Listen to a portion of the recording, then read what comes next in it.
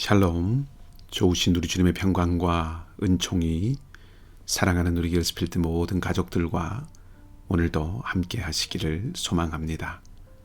2023년 3월 31일 금요일 우리가 함께 묵상할 말씀은 마태복음 26장 1절에서 16절까지의 말씀입니다. 예수께서 이 말씀을 다 마치시고 제자들에게 이르시되 너희가 아는 바와 같이 이틀이 지나면 유월절이라 인자가 십자가에 못 박히기 위하여 팔리리라 하시더라. 그때의 대제사장들과 백성의 장로들이 가야바라 하는 대제사장의 관정에 모여 예수를 흉계로 잡아 죽이려고 의논하되 말하기를 밀란이 날까 하노니 명절에는 하지 말자 하더라. 예수께서 베다니 나병 환자 시몬의 집에 계실 때에 한 여자가 매우 귀한 향유 한 옥합을 가지고 나와서 식사하시는 예수의 머리에 부으니 제자들이 보고 분개하여 이르되 무슨 의도로 이것을 허비하느냐. 이것을 비싼 값에 팔아 가난한 자들에게 줄 수 있었겠도다 하거늘 예수께서 아시고 그들에게 이르시되 너희가 어찌하여 이 여자를 괴롭게 하느냐. 그가 내게 좋은 일을 하였느니라. 가난한 자들은 항상 너희와 함께 있거니와 나는 항상 함께 있지 아니하리라. 이 여자가 내 몸에 이 향유를 부은 것은 내 장례를 위하여 함이니라. 내가 진실로 너희에게 이르노니 온 천하에 어디서든지 이 복음이 전파되는 곳에서는 이 여자가 행한 일도 말하여 그를 기억하리라 하시니라. 그때에 12 중에 하나인 가룟 유다라 하는 자가 대제사장들에게 가서 말하되 내가 예수를 너희에게 넘겨주리니 얼마나 줄었느냐 하니 그들이 은 30을 달아 주거늘 그가 그때부터 예수를 넘겨줄 기회를 찾더라. 아멘. 이따금씩 사람들과 이야기를 하다 보면 대화가 겉도는 경우를 경험하게 됩니다. 해야 할 말을 목구멍 아래 삼켜두고 변죽만 울리는 경우도 있고 각자가 자기의 이야기만 하려드는 때도 있습니다. 그럴 때면 그 시간이 답답하게 느껴지거나 씁쓸하게 다가올 때도 있습니다. 만일 어떤 중요한 이야기를 어렵게 꺼냈는데 상대가 그것을 충분히 알아채지 못하면 섭섭하고 서운하기도 하고 때로는 거절감을 경험하기까지도 합니다. 그래서 대화에도 훈련이 필요합니다. 상대방을 읽어줄 수 있는 마음의 여유도 있어야 하고 상대에게 집중할 수 있는 애정하는 마음도 있어야 합니다. 복음서를 읽으면 예수님께서 고난받고 죽으실 것을 예고하시는 장면이 여럿 나옵니다. 그런데 대부분의 경우에 그 장면은 굉장히 무미건조하게 기록되어 있습니다. 예수님의 말씀에 반응하는 제자들의 모습이 기록되어 있지 않다는 뜻입니다. 오늘 본문도 그렇습니다. 예수님이 제자들에게 이렇게 말씀하셨습니다. 2절입니다. 너희가 아는 바와 같이 이틀이 지나면 유월절이라 인자가 십자가에 못 박히기 위하여 팔리리라. 충격적인 발언입니다. 이틀이 지나면 당신이 체포될 것이라고 말씀하시는 것이지요. 그리 가깝지 않은 지인이라도 그에게 이런 일들이 생길 것이라는 이야기를 들으면 놀라든지 아니면 왜 체포가 되는지 궁금해하든지 여하튼 어떤 반응이 있습니다.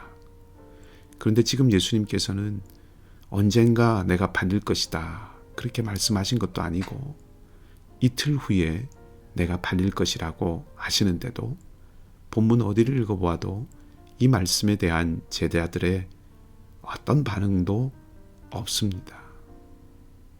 너무나도 충격적이어서 그럴까요? 아니면 이 말씀이 제자들의 귀에 들어오지 않아서 그랬을까요? 그저 귓등으로 흘러가는 이야기로 듣고 넘기기에는 결코 가볍지 않은 말씀인데 반응이 없다는 것이 제게는 무척이나 충격적입니다. 아무튼 제자들에게 고난 받으실 것을 말씀하신 예수님께서 베다니로 가십니다. 거기 시몬이라는 사람이 살고 있었고 예수님은 제자들과 함께 그 집에 머무셨습니다. 거기서 한 여자가 향유 한 옥합을 가지고 와서 식사하시는 예수님의 머리에 부었습니다.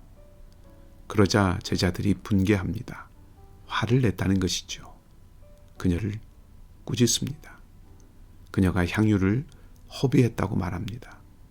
가난한 사람들에게 나누어 줄 수 있었을 텐데 그렇게 하지 않고 낭비하고 있다고 말하지요. 여인의 행위에 대하여 제자들이 같이 판단을 하고 있습니다. 누구나 판단할 수 있고 누구나 선택할 수 있기 때문에 제자들이 화를 낸 것 자체는 100번 양보해서 그럴 수 있다고 생각할 수 있을지도 모르겠습니다. 그리고 이 여자를 꾸짖은 것도 나름대로 제자들의 생각을 전달했다는 차원에서는 무례하지만 제자들의 미성숙함이 드러난 것이라고 볼 수도 있을 것입니다.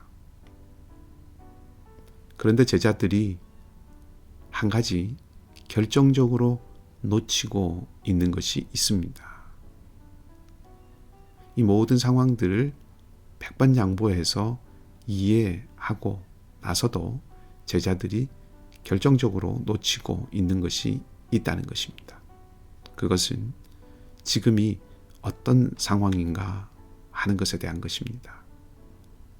예수님께서 이제 이틀 후면 십자가에 달리시기 위해서 팔리시고 고난에 넘겨지실 것입니다. 이것은 예수님에게만 해당되는 문제가 아닙니다. 예수님이 십자가에 달리신다면 함께 있던 제자들 또한 심각하고 위험한 상황에 내몰릴 수 있습니다. 그것이 제자들이 도망간 이유이지요. 예수님에 대한 것만 아니라 사실은 자신들에게도 연관되는 일이 지금 다가오고 있습니다. 그런데 제자들은 그것을 놓치고 있습니다. 내일 죽더라도 오늘 사과나무를 심는다는 그런 마음처럼 제자들이 가난한 자를 돌보고 약한 자를 살피는 일을 끝까지 하다가 죽겠다는 그런 태도를 가진 것은 아니겠지요. 이들은 예루살렘으로 오면서 누가 큰 자인지를 두고 다투었습니다. 누가 높은 자리를 차지할 것인지 그것에 마음을 쏟았습니다. 이런 제자들이 지금 이 여자의 행위를 두고 분개했다는 것은 지금 예수님께 어떤 일이 일어날 것인가 하는 것에 대해서는 전혀 감각이 없다는 것을 말해줍니다. 여러 차례 내가 죽을 것이라고 말씀하시는 예수님의 말씀이 귀에 들어오지도 마음에 들어오지도 않았다는 것이지요. 제자들이 철저하게 자기 세계에 사로잡혀 있다는 것입니다. 그들은 예수님을 따른다고 했지만 예수님을 바라보지 않았습니다. 지금 쏟아져서 바닥으로 흘러 땅에 스며들어 버리고 마는 향유는 보지만, 그래서 그것이 얼마나 값지고 소중한 것인지는 보지만 그 향유가 흘러내리고 있는 예수님은 보지 못합니다. 그들의 눈에는 주님이 아닌 향유만 보이는 것이지요. 예수님은 값비싼 향유로 치장하고 최고급 겉옷을 걸치셔도 괜찮고 마땅히 그렇게 해야 한다는 말씀을 드리는 것이 아닙니다. 제자들은 정말로 보아야 할 것, 마음에 품어야 할 것을 품지 못하고 있다는 것입니다. 예수님은 이 여인의 행위를 꾸짖는 제자들을 향해서 말씀하십니다. 어찌하여 이 여자를 괴롭게 하느냐? 그가 내게 좋은 일을 하였느니라. 가난한 자들은 항상 너희와 함께 있거니와 나는 항상 함께 있지 아니하리라. 이 여자가 내 몸에 이 향유를 부은 것은 내 장례를 위하여 함이니라. 가난한 사람들이 항상 너희와 함께 있다는 말씀은 제자들이 마땅히 그들을 돌보고 살펴야 한다는 말씀입니다. 지금 예수님은 가난한 사람들과 예수님 자신을 비교하시는 것이 아니지요. 예수님의 이 말씀의 핵심에는 당신의 죽음이 있습니다. 그리고 이 말씀을 통해서 당신의 죽음을 제자들은 충분히 알지 못했으나 이 여인은 충분히 알았다는 것에 있습니다. 예수님의 죽음이 온 세상을 위한 대속의 죽음인지는 알지 못할 수도 있으나 이 여인은 예수님의 말씀을 마음으로 들었습니다. 고난당하고 십자가에 넘겨질 것이라는 그 말씀을 마음에 담았습니다. 제자들과 이 이름 없는 여인을 보면서 이런 생각이 들었습니다. 우리가 예수님께 우리의 형편과 상한 마음과 어려움과 고뇌를 고하면서 그것을 들어달라고는 잘 하면서도 정작 예수님이 하시는 말씀, 들어달라고 내어놓으시는 주님의 마음에는 너무나도 무심하지 않았는가 하는 것입니다. 사랑은 양방향입니다. 일방통행이 아닙니다. 주님께서 우리에게 응답해 주시기를 원하는 것만큼 우리도 주님께 반응해야 합니다. 이틀 후면 내가 팔릴 것이라는 말씀에 가슴 아파하고 그런 말씀을 하시는 예수님의 마음을 다는 아니지만 헤아려 보려고 해야 합니다. 그것이 사랑입니다. 그러면 향유가 흘러내릴 때 다른 것을 볼 수도 있을 것입니다. 한 가지만 더 말씀드리고 싶습니다.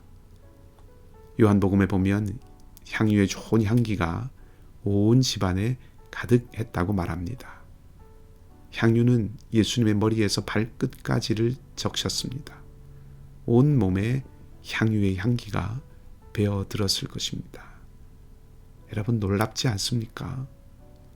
지금부터 예수님 앞에 다가오는 일은 조롱과 채찍과 죽음입니다. 그 모든 자리를 거쳐 마침내 십자가에 이를 때까지 이 여인이 부은 향유의 향기는 예수님의 몸에서 사라지지 않을 것입니다. 누군가 이렇게 썼습니다. 폭력과 사망의 냄새가 진동하는 그 자리를 아름다운 헌신의 향이 물들였다. 사랑입니다. 사랑을 품은 이 여인은 예수님의 말씀을 마음으로 들을 수 있었고 사랑이 담긴 이 여인의 헌신은 죽음의 냄새가 가득한 그곳에 향유의 향기가 스며 나오게 했습니다. 주님은 이 여인의 행동을 기억하라고 하셨습니다. 향유를 부으라는 말씀이라기보다 예수님의 말씀을, 예수님의 죽음을 마음에 품었던 그 사랑을 기억하라는 말씀이실 것입니다.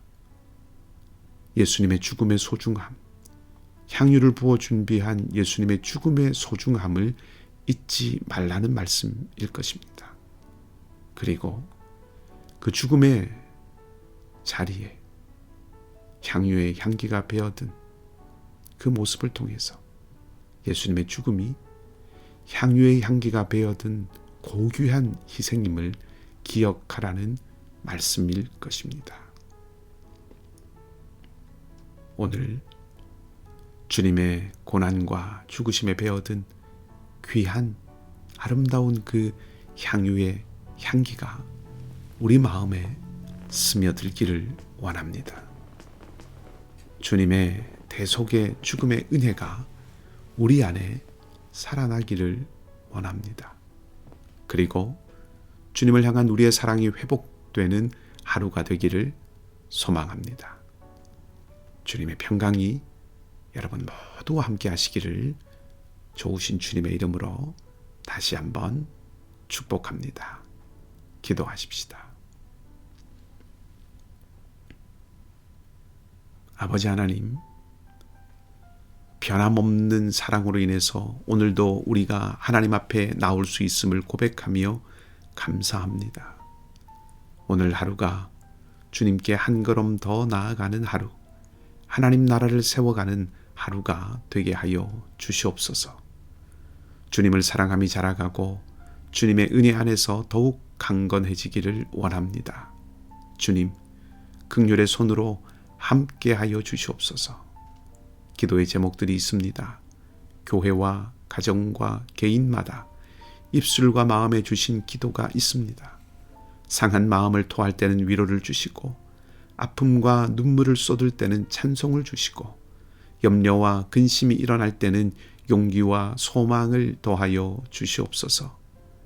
우리를 부끄럽게 하지 않을 소망은 오직 하나님 안에만 있는 줄 아오니 펴신 큰 팔로 우리의 마음과 생각과 삶을 온전히 주장하시고 보호하시고 지켜 인도하여 주시옵소서.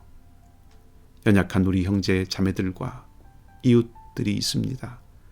육신의 약함이 늘 마음과 삶의 그늘인 이들이 있습니다.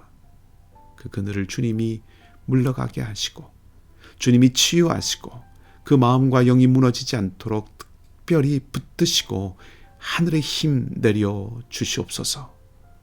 최지수 자매, 윤성선 성도님, 알렉스 강 성도님, 안상일 성도님, 정연선 집사님, 이면식 집사님, 정정순 권사님, 홍신득 사모님, 그리고 윤성민 집사님의 아버지를 기억하여 주시옵소서.